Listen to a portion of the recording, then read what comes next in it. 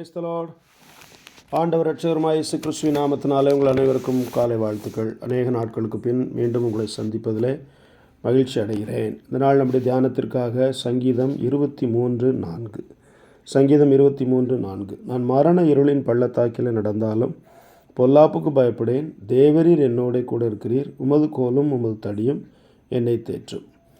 ஒரு அருமையான ஒரு ஆறுதலான நம்பிக்கை தரக்கூடிய பயந்த சூழ்நிலைகளில் நம்மை தேற்றக்கூடியதான ஒரு வசனம். நான் மரண இருளின் பள்ளத்தாக்கில் நடந்தாலும், அதாவது நான் மரணத்தோடே கூட ட்ராவல் பண்ணாலும், அல்லது மரணம் என்னை துரத்தி கொண்டு வந்தாலும், என்னை சுற்றிலும் மரண செய்தியாக இருந்தாலும் நான் பயப்பட மாட்டேன். காரணம், என்னோடு கூட தேவரீர் இருக்கிறீர் என்ற ஒரு அருமையான வசனத்தை பார்க்கிறோம். இன்றைக்கு இந்த உலகத்தில் எங்கு பார்த்தாலும் மரணம். சமீப காலங்களாக தொடர்ச்சியாக சில விபத்தினால் ஏற்படுகிற மரணங்கள், அதுவும் குடும்பமாக மரிக்கிற மரணங்கள், இளம் வயது மரணங்கள், எதிர்பாராத மரணங்கள், நேற்று வரை நன்றாக இருந்தார் இன்றைக்கு மரித்து விட்டார் என்று சொல்லுகிற மரணங்கள் போன்ற பலவிதமான செய்திகள் நம்மை சுற்றிலும் கேட்டுக்கொண்டே இருக்கிறோம். அப்போ இப்படிப்பட்ட சூழலில் அவங்களுக்கு நடந்தது எனக்கும் நடந்துருமோ, அவங்கள போல் எனக்கும் ஏதாவது சம்பவிச்சிருமோ அப்படிங்கிற பயம் நமக்குள்ளே இயல்பாக வந்து போகும்.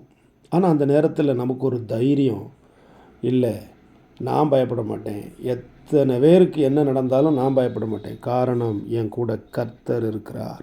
தேவரீர் என்னோடு கூட இருக்கு. அந்த ஒரு விஷயந்தான் அவருக்கு ஒரு தைரியத்தை கொடுக்கிறது. அதனால தான் தாவீது சொல்கிறார், நான் மரண இருளின் பள்ளத்தாக்கில் நடந்தாலும் பொல்லாப்புக்கு பயப்படேன். பாருங்கள், ஒரு முறை ஒரு சிங்கம் வந்து விட்டது, ஒரு முறை ஒரு கரடி வந்து விட்டது. இதெல்லாம் ஒரு மரண இருள் தானே, மரண இருளின் அனுபவங்கள் தானே. அந்த இடத்துல அவர் கொஞ்சம் கூட பயப்படாமல் சிங்கத்தையும் கரடியையும் தேவனுடைய பலத்தினாலே எளிதாக கொன்று போட்டார் என்று நாம் 1 சாமுவேலில் அவர் சொல்லுகிறதை நாம் வாசிக்கிறோம். அப்போது காரணம் என்ன?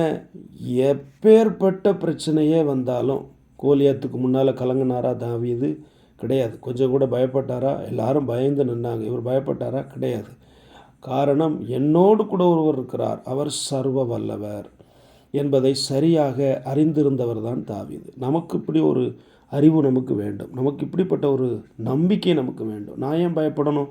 நான் ஏன் அதை பார்த்து கலங்கி போகணும்? நான் ஏன் சுற்றுச்சூழலை பார்த்து சோர்ந்து போக வேண்டும்? நான் பயப்பட மாட்டேன். என் கூட ஒருவர் இருக்கிறார், என்னோடு கூட ஒருவர் உண்டு. அவர் சர்வ வல்லவர், அவர் என்னை காக்கிறவர், அவர் என்னை சுற்றி மதிலாயிருக்கிறார், அவர் என் நிழலாயிருக்கிறார் என்ற நம்பிக்கையோடு கூட வாழுங்கள். அவங்களுக்கு நடந்தோடனே நமக்கு நடந்துரும்னு நினைக்காதீங்க. அங்கே சம்பவித்தது போல் எனக்கு வந்துருமோன்னு நினைக்காதீங்க. கர்த்தர் நம்ம கூட இருக்கிறார். கர்த்தர் நம்மை நடத்தி செல்வார். நம்முடைய காலங்கள் அவருடைய கரத்தில் இருக்கிறது. அது முடியும் வரை நம்மளை கைவிட மாட்டார் என்கிற நம்பிக்கையோடு வாழுங்க. நீங்கள் பயப்பட வேண்டிய அவசியமே கிடையாது.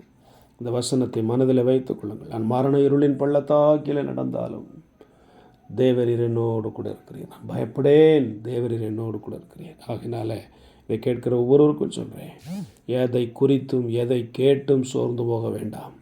கர்த்தர் உங்களோடு கூட இருக்கிறார். உன்னை காக்கும்படி நான் உன்னுடனே இருக்கிறேன் என்று சொன்ன ஆண்டவர் உங்களை காப்பார். உங்களை சுகமாய் போய் சுகமாய் திரும்பி வர பண்ணுவார். உங்கள் வாழ்நாள் முழுவதும் உங்களோடு கூட இருப்பார். ஜெபம் பண்ணுவோம். பரிசுத்தமுள்ள நல்ல ஆண்டவரே, இந்த காலை வேளைக்காய் ஸ்தோத்திரம். ஆண்டவரே, நீர் எங்களோடு கூட இருப்பதற்காக நன்றி. மரண இருளின் வழியாக நாங்கள் ட்ராவல் பண்ணாலும் நீர் எங்களை காக்கிறவராய், நடத்துகிறவராய், கரம் பிடிக்கிறவராய், தோளில் சுமக்கிறவராய், தப்புவிக்கிறவராய் கூட வருகிறீரே நன்றி. அதனால் எங்களை ஒவ்வொருவரையும் ஆசீர்வதி. இதை கேட்கிற மக்களை ஆசீர்வதியும்.